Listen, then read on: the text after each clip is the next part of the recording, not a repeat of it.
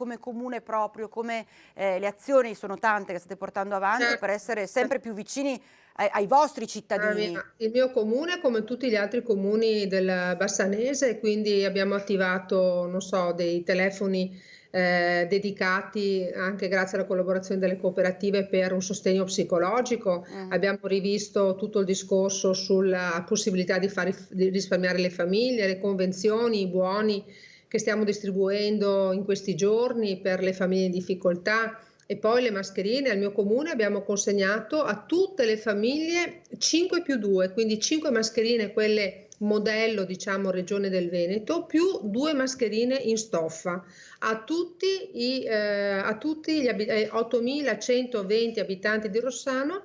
In tutte le famiglie, 3.700 nuclei familiari, abbiamo consegnato questo kit e non sarà l'ultimo perché probabilmente riusciremo a fare anche un altro passaggio.